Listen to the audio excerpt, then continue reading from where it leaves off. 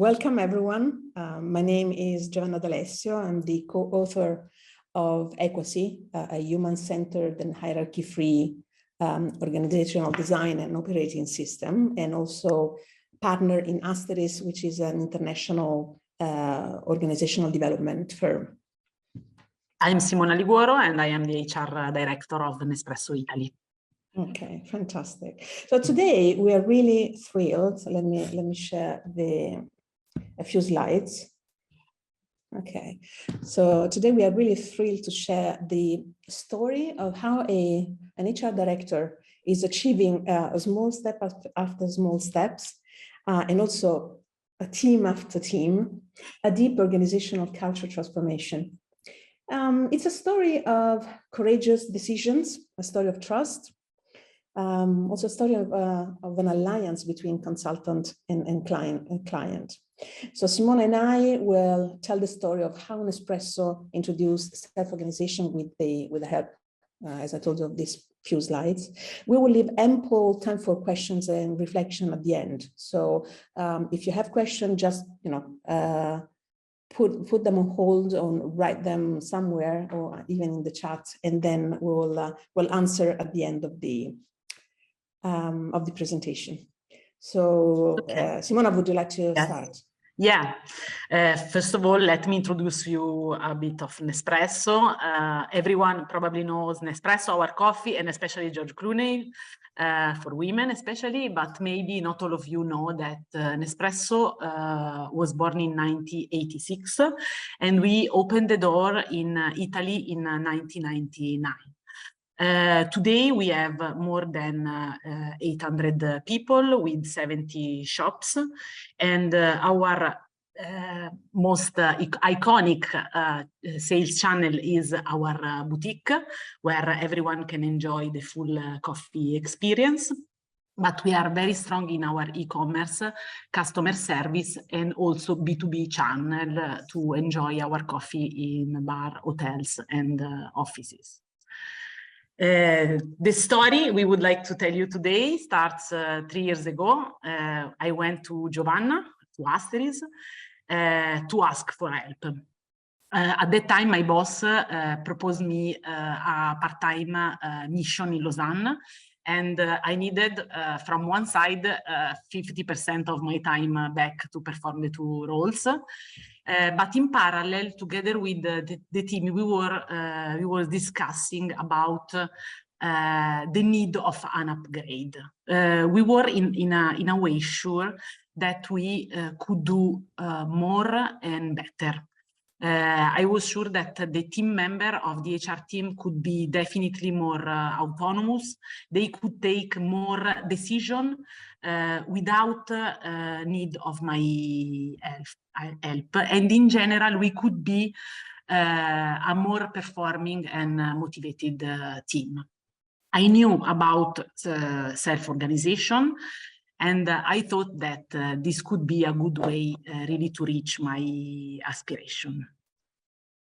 And thanks. Yeah.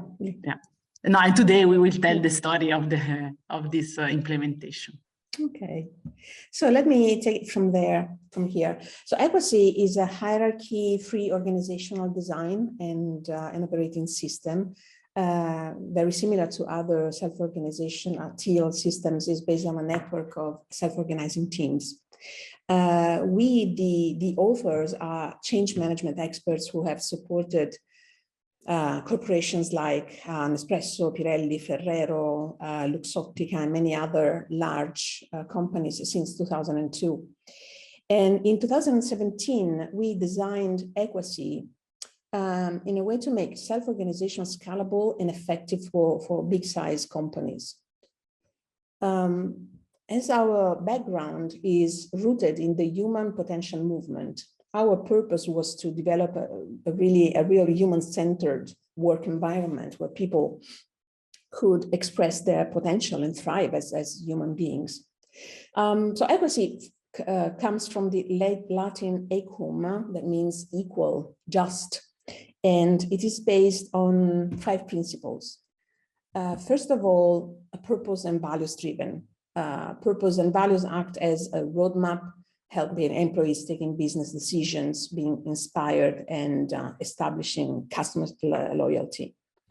The second one is self-organizations, of course, so that individuals and teams can define their own purpose, their own goals, take decisions, and address the problems in full autonomy. We have transparency as a principle, because when information and knowledge are openly shared, employees are encouraged to contribute to the process of delivering decisions and solutions. Moreover, transparency allows people to gain a better understanding of how they are contributing to the success of the organization, because everyone can see what all other teams or all other individuals are doing. Equality, because we believe that we need to avoid any form of subordination if we want to create an environment where people can self-organize, self-direct, and unleash their full potential. And adaptivity, or the ability to quickly adapt to market or social changes. Starting from radical simplicity in processes, iterative prototyping as a mindset, and also the way of executing things, and making sure that roles, strategy, goals, accountabilities are all dynamic and regularly checked to be upgraded or modified. Yeah, in Nespresso, we started by implementing equity in one pilot team, the HR team, and the implementation was realized through a series of workshops with the entire team, of course, and one equity facilitator. We worked for, let's say, 9 months, more or less, and the two big things we needed to do, especially at the beginning, was to shift the mindset of the team member. From one side, the people that had the role of manager at that time had to question their hierarchical role. One of the key points was, of course, to let the control on other go. And from the other side, the team members needed to do another change, that was to rethink completely their idea of responsibility. Because in equity, every person has full responsibility in his or her domain.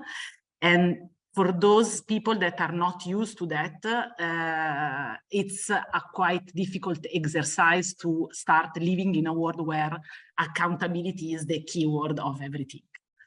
We introduced some equity practices that helped us to create, first of all, the dynamic roles, a way to take better decision, a new way using the OKR to manage goals and performance in general, and then start really focus ourselves on team performance instead of the individual performance. And I mean, in the following section, we will be able to share with you how the team reacted and how the team is performing now after 3 years. As a team, the first step we did was to identify the team purpose, as Giovanna said before. That, of course, is a purpose aligned with the company purpose. And this step was key really to share among the team members the why our HR team exists. And in this way, we create a very solid base for alignment and engagement, because we felt for the first time really to share a really collective and inspiring common goal. We then developed the team charter that define how we wanted to work together. Thanks. And then we introduced the OKRs. Many of you know it's a dynamic way to set objectives and key results that aligns the whole organization, because the individual OKR shall contribute to the team's OKR, and the team's OKR shall contribute to the company's. If there is anyone here not familiar with OKR, just a couple of facts. Objectives and key results must be limited in numbers because they will represent just the strategic focus of the team or the individual. They must be public, and also they shall be updated frequently, like very often weekly, and reviewed also very often, like quarterly, to ensure adaptability to the internal and external changes.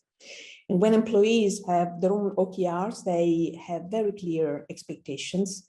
And they also have the context for why their work is important.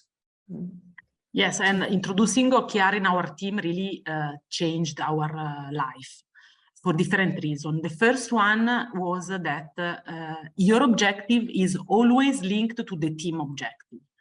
And this means that if you do not reach your objective, the entire team doesn't. And this is a really different aspect from previous way, because every person does anything she or he can to achieve the goal. The thing that is even more important is that if you have any issue in achieving the goal of that quarter, the entire team is completely available to help and to support. And this gives to the team a high level of teamwork. The second big change was that every person completely owns that piece of objective. And this means that every person feels completely responsible for each objective, and everyone take all possible care to ensure that the goal is achieved. And third, in every moment, each individual know the personal contribution to the main objective. And in this case, the sense of purpose is really incredible. And finally, team members developed and clarified their dynamic roles. So dynamic roles make it clear for anyone in the organization which person has the authority for a particular project or task and what he or she does. Because of that, roles are a really important reference for the everyday activities. And also, as I shared before, roles are dynamic. So they evolve according to the situation, the customer changing needs or new team guidelines. Yeah, and to define the dynamic roles in the team, each team member have to go through very quick question that probably you have never asked yourself, at least I didn't, that are, what are my different role with the different stakeholders? So it's like to slice a bit your role full of activities. The other quick question is, there is something I do that is different from what everyone else in the team is doing.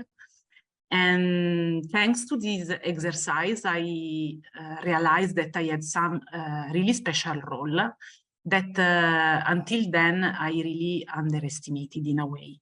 I can give you a couple of examples. The first one is very simple. I realized that I was the only person in the team participating to the HR director boards. And of course, I knew that before.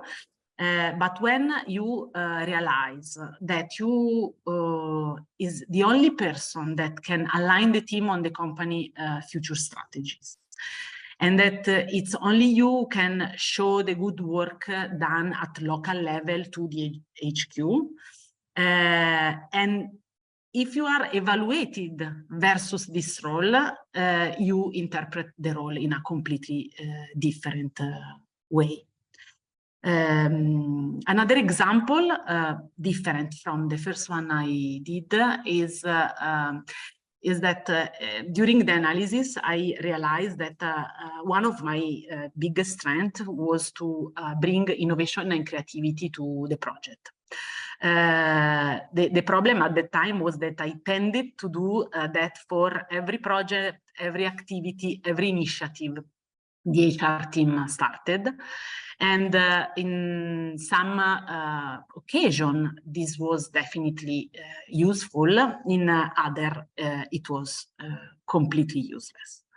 Thanks to this analysis, I created a specific role that I call innovation catalyst. And I'm involved only when in a project or an initiative, creativity and innovation are needed. In this way, I can, in a way, express one of my talent without being dysfunctional for the entire team. So thanks to all these practices, the team demonstrate an increase of effectiveness, especially when the rapid change happen and affect the environment. First of all, the team member feel free to propose change now. They, in a way, integrated in the DNA of the team the rapid prototyping method in order to test and learn and let's say find very quick solution. The other thing is that the team makes sure that any element of our way of working, from the role to the OKR, guidelines and priorities are and stay dynamic.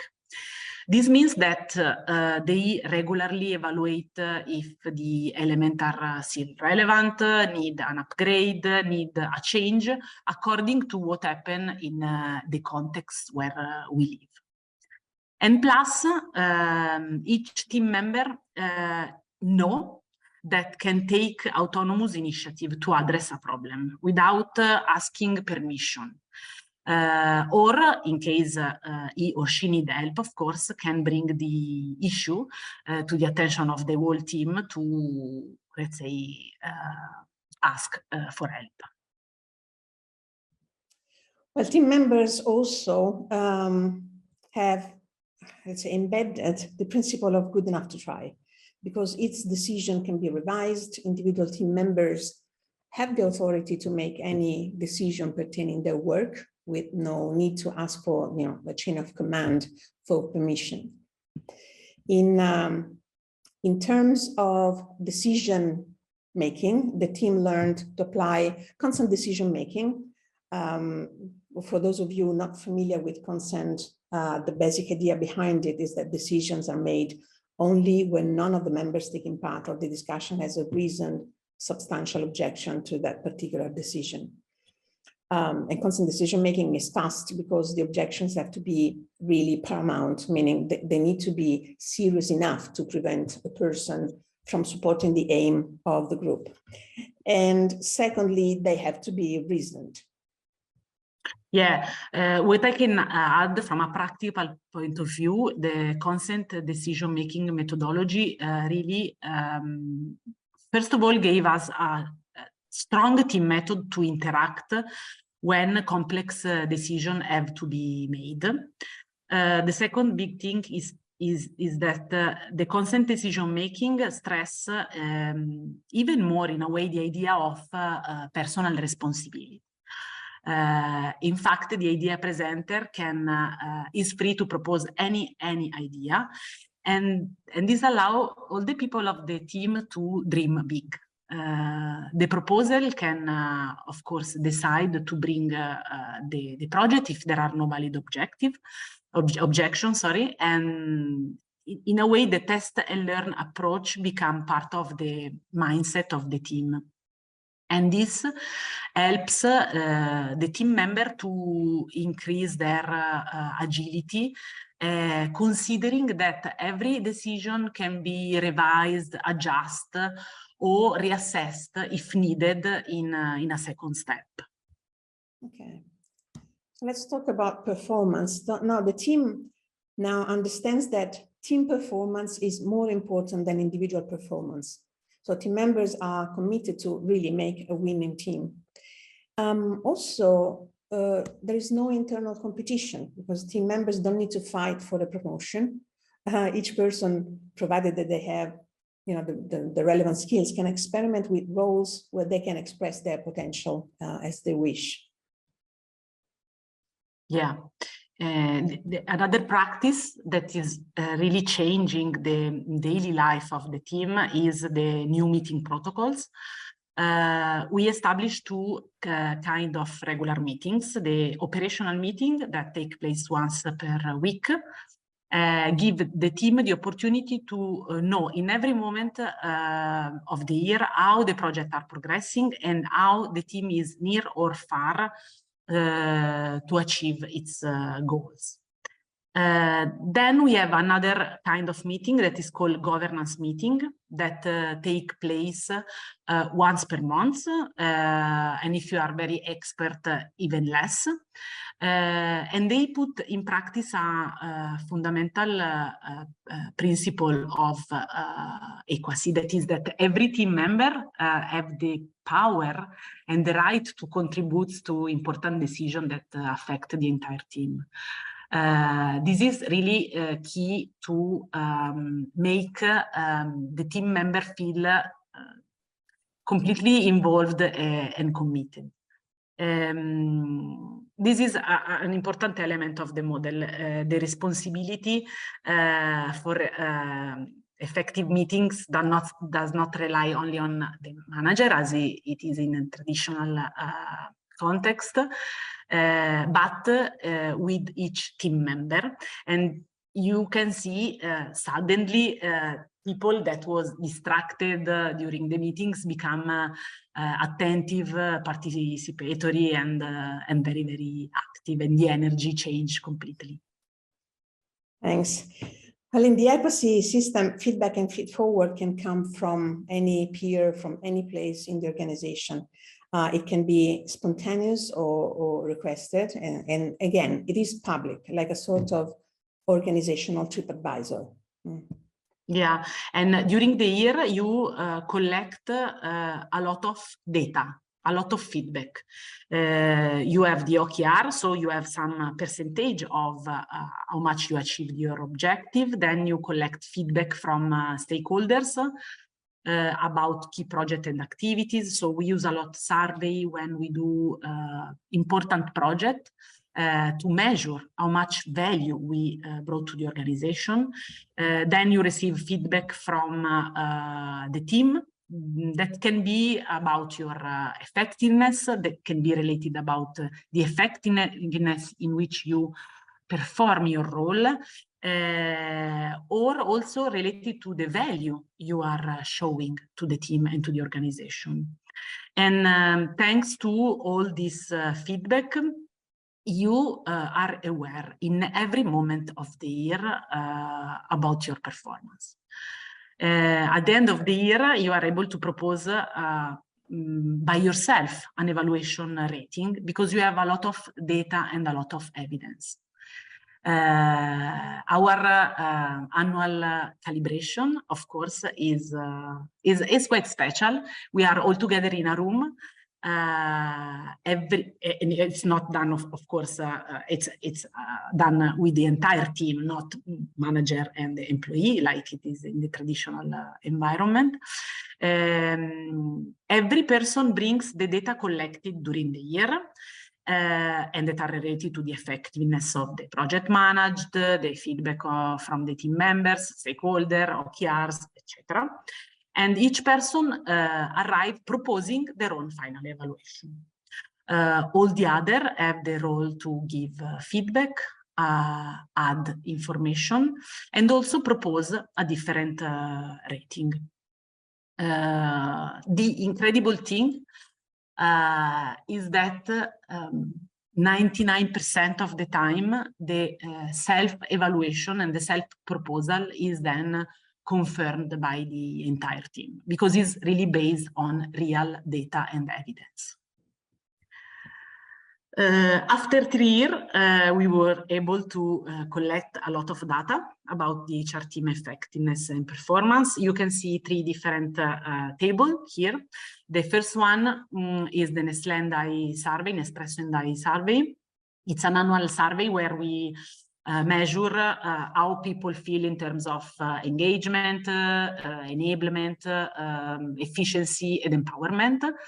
And as you can see, it's always green, of course, but also is plus 40 point percentage higher respect to all other departments. Then the second table is what we call the PDP quality check, is a survey that we do 3 times a year, and we measure how much people have clear in mind their objective for the year, how much they feel confident to reach them, and how much they feel supported from their organization.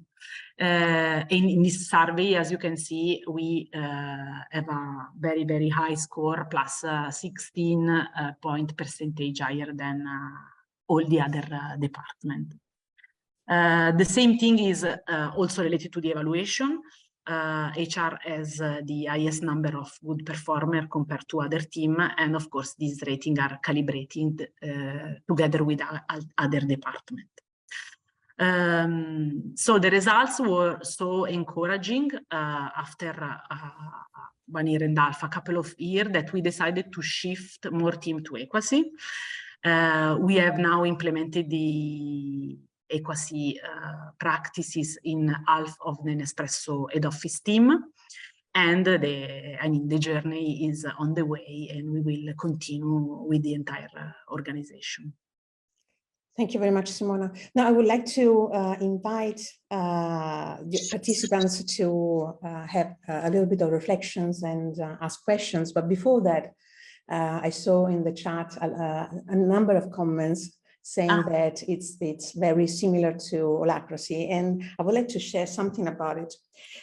When my business partner and I in 2017 started to investigate on the impact of the systems on the behavior of people, of employees, of course, we did a lot of research about what was available. And to be honest, I also became an holacracy facilitator, because I thought that, why reinventing the wheel when, something already exists. Then I mentioned that we come from, our roots are in the human potential movement. And unfortunately, I have to say, after the training in holacracy, I found that holacracy is very much procedural based, and also it was thought of, it was invented with an underlying paradigm, which is the company, the organization is a computer. Probably because of the experience of Brian. So, if you have the correct procedure, things will work.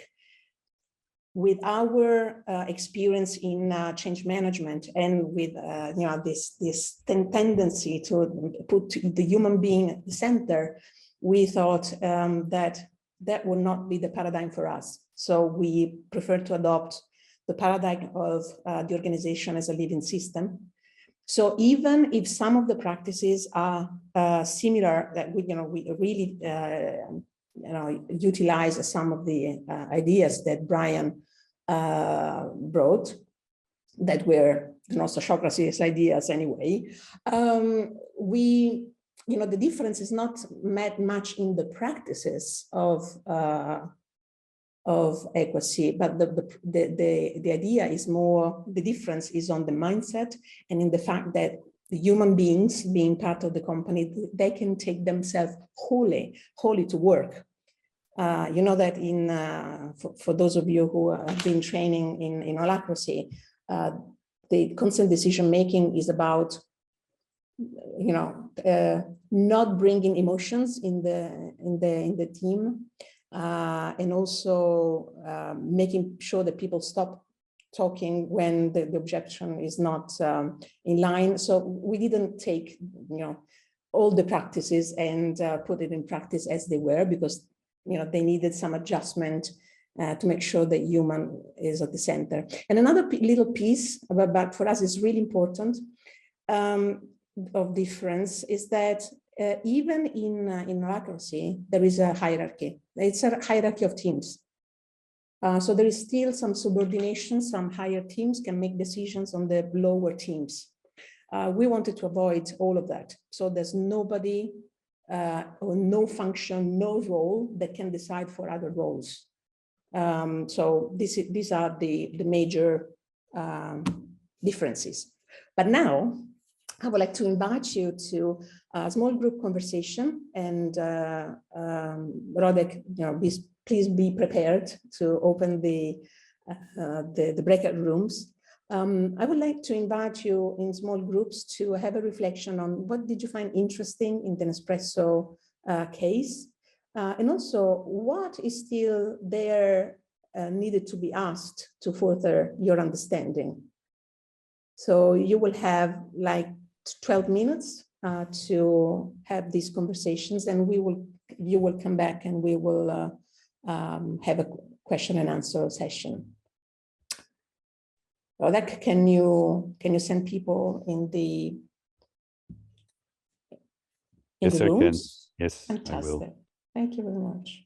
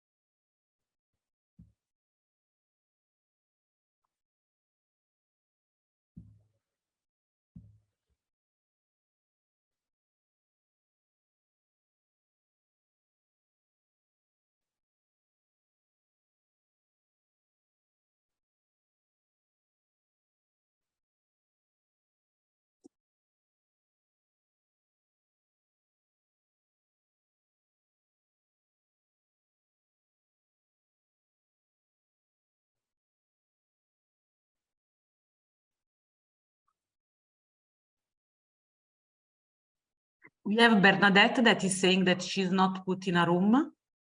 Okay. And also Eliana. And also Carol. Okay. And I'm back. There wasn't anybody in the room. I think all Okay. ones we can see are still here. Yeah. Sorry. Well,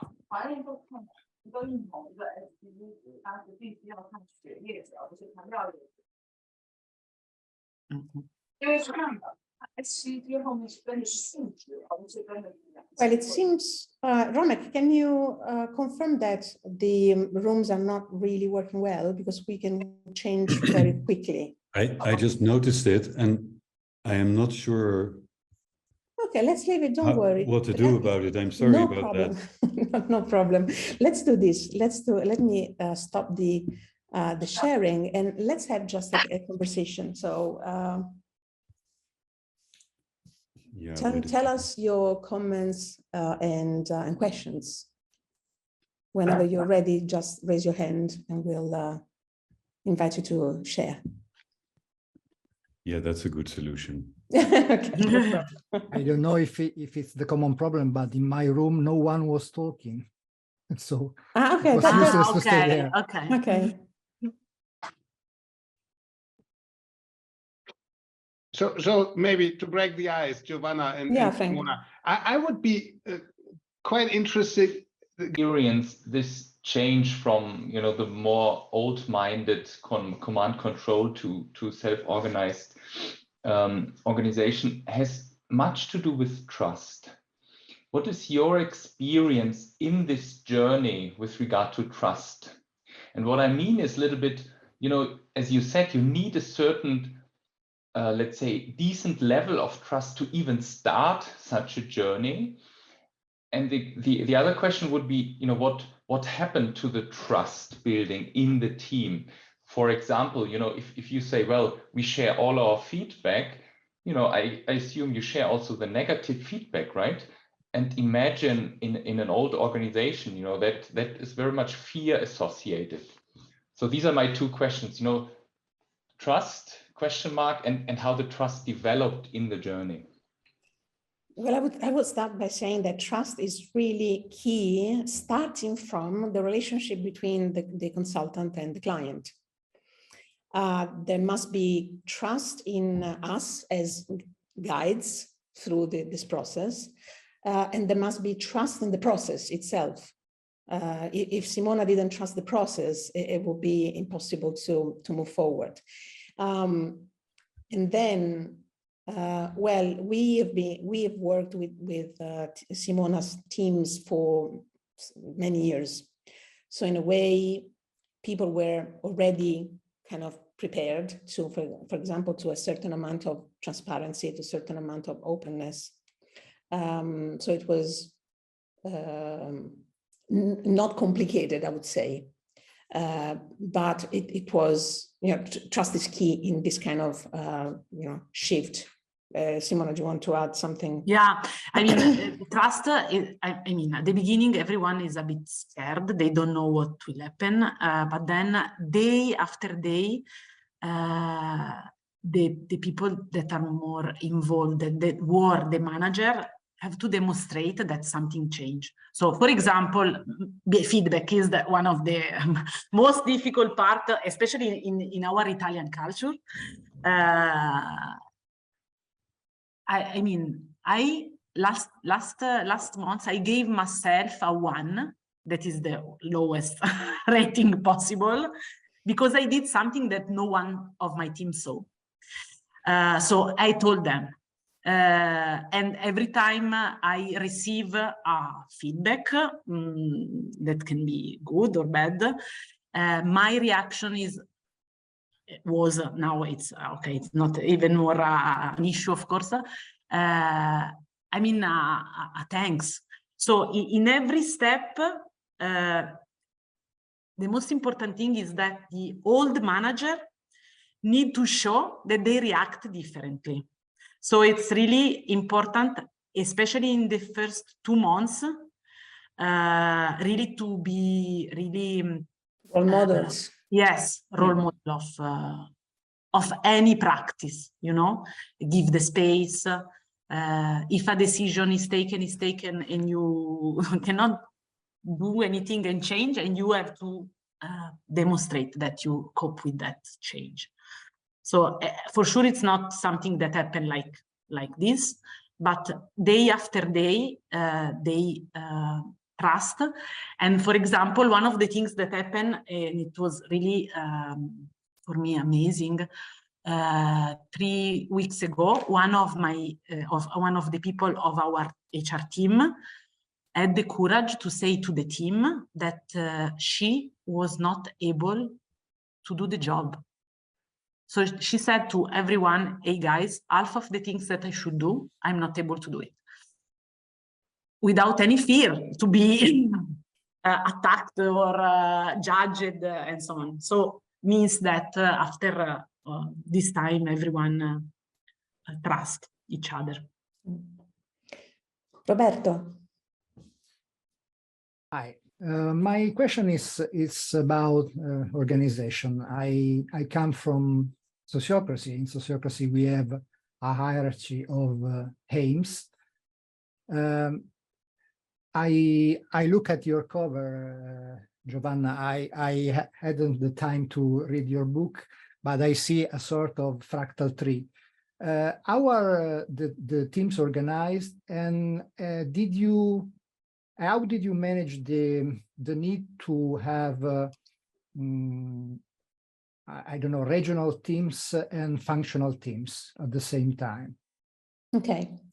Well, if you have the picture in front of you of all the little balls, you can see that there are different colors. There is one central team that we call the source team, where there are, well, first of all, the people who needs to be there from a legal standpoint. So we still need to have a managing director or some, a representative that is responsible for the whole organization, and all the key roles that needs to be there. The function is aligning and helping the collaboration of the whole system. Then we have the red teams, the teams in red, which are the operational teams. They are the ones that or produce something for the external world, or do something that is needed for the external world. And they can be single teams, or they can be grouped in a more than one team, and they are linked together by a coordination team. The coordination team is not hierarchically over them, because it's made by representatives of the single teams. Probably you will notice that there are little dots inside the team and little dots inside the source team. These are represents the roles that are in charge of connecting one team to the other. So there is, I don't know, for example, members of, let's say, one member of the marketing team who is the link to the source team, so they can bring the important issues of the team in a broader context. And again, conversely, there is one member of the source team that can join the marketing team meetings to make sure that there is alignment between the different parts of the company. So there are all these elements. In blue, you can see the service teams. The service teams are the teams that support the operational teams. So these are the function, the staff function, for example. But it doesn't mean that the staff functions are all there, because you may have, this is a personal choice of each organization, you may have one cross-dimensional team that has inside somebody who has the role of, for example, people development, instead of having one separate team that has the responsibility of people development for the whole organization. So it depends a lot on what is more functional for any kind of organization. Does that help, Roberto? You're on mute. Yes, I was asking it because I don't know if you already managed to extend the model to different regions inside Nespresso, or only in Italy. So there is no duplication between different regions. No, for the moment, we are working in Nespresso Italy, and we are working, we are building operational team by operational teams, or service team by service team. When it will be the time, when it comes, we will need to create the links between all the single teams. Thank you very much. And Eliana. Yes, so first, thank you so much for sharing your journey so far. I have been having a look at Equacy and how it works, or what the main description is, and I've seen you have like 4 easy steps to implement the framework. And always when I hear something like that, I get suspicious, but I'm really eager to understand a bit better, what are those 4 steps? Well, it's not steps, there are phases. As Simona told you, it took 9 months to implement the Equacy. So let's say that for us, in our experience with big organizations, we know that there is we need to create a staging phase where we get prepared, measure the readiness of the organization or the team, bring people on board, having all the key decision maker, key stakeholders aligned, etc. So there is a phase that is preparation. It's not easy. I didn't call it easy. So the bigger is the organization, the difficult it is. Then the second step is about helping the organization to redesign itself. Again,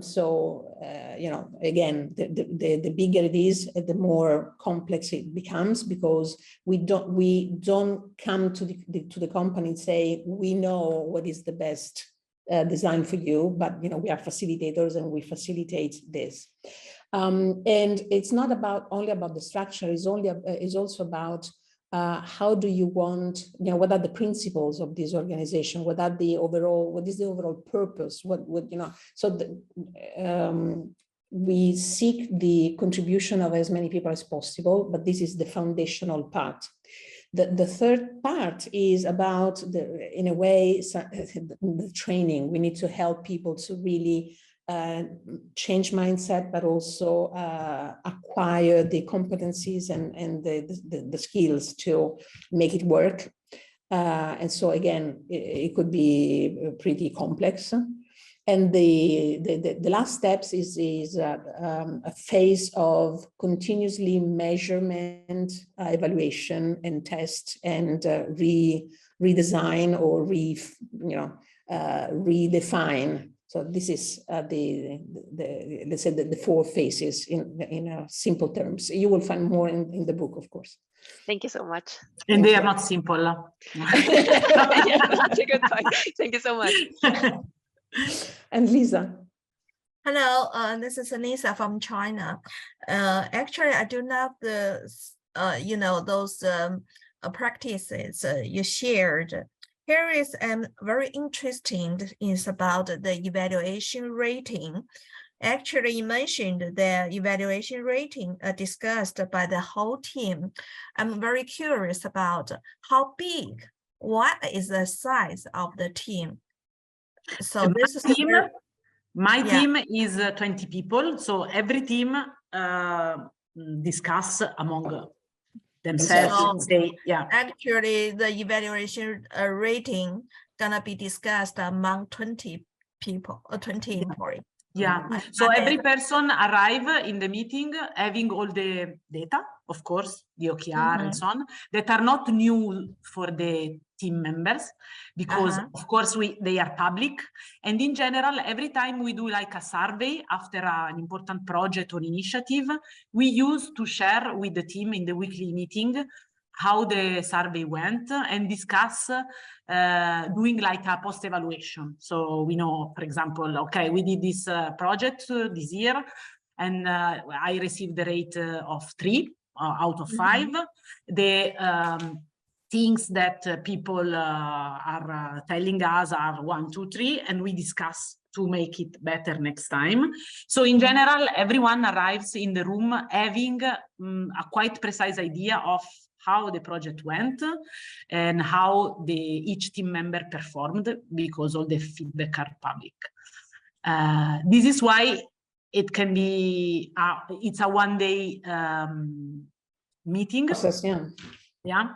And everyone present the data and the rating, and all the other can add, ask, or ask for change. So it's quite simple, not easy, especially the first time. It was very strange to discuss in the audience with a big audience.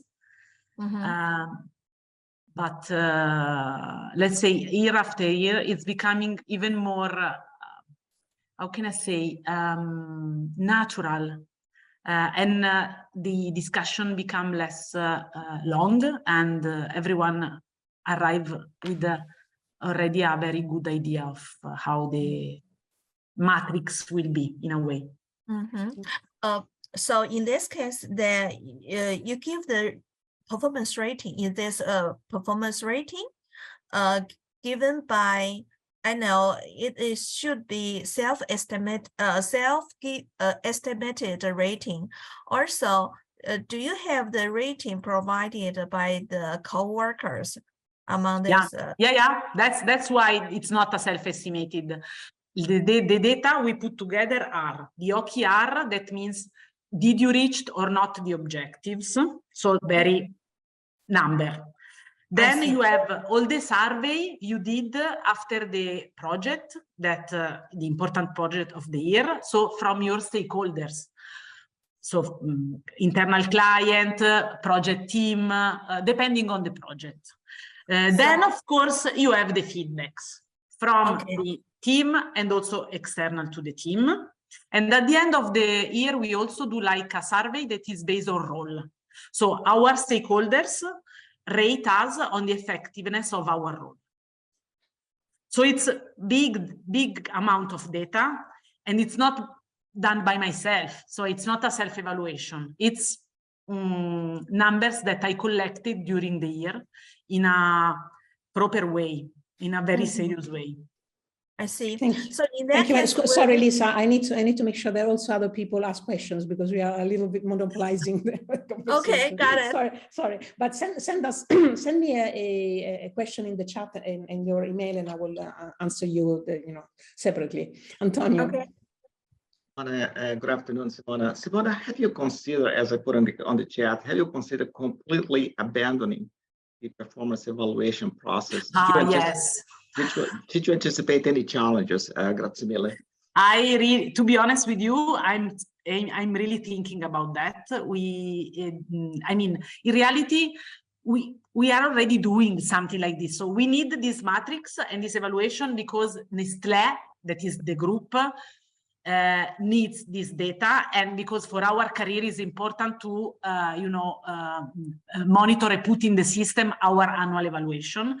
In reality, apart from the final evaluation, we could in a way eliminate already the ratings, because we have all the data needed. So it's like more self-managing performance thanks to the data that we collect. So we in reality don't need this final evaluation based on the fact that we already have a lot of data. It's not easy, but I'm more than open to exchange ideas with other people on how we can do differently. I totally hate this 1, 2, 3 model. Okay. Grazie mille. Thanks. We have 2 minutes more. Chris. You're on mute. Yes. Okay. Yeah, so I guess I'm really interested in this teal bubble within what is presumably an orange organization. I mean, Nestlé, the parent company, perhaps one of the definitive orange organizations in the world. So what are the challenges of creating this teal bubble within an organization that it perhaps doesn't share the same mindset, and particularly around purpose? How do you align the purpose of the team with a very different corporate purpose and make it meaningful and inspiring? In reality, we needed to keep some official role because we are in this ecosystem. So I go to some specific events because I'm the HR director, in any case for them. So it's like, I mean, create really a bubble where things work like this, and try to keep only the links that really make us possible to have an interaction. So in reality, we didn't implement the full system that you will read in the book, or you have read in the book. We need to keep something like hierarchy with the external stakeholders. Yeah, thank you.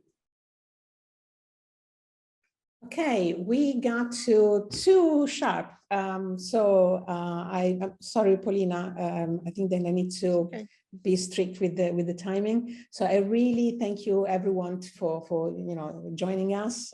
We had, Simona and I had a beautiful time with you. Yeah. And any other question, just drop us an email, send us a message, reach us on LinkedIn or whatever. Okay. Thank you very much. Thank you, everyone. Thanks. Thank you. Thanks a lot. Thank you. Thank you.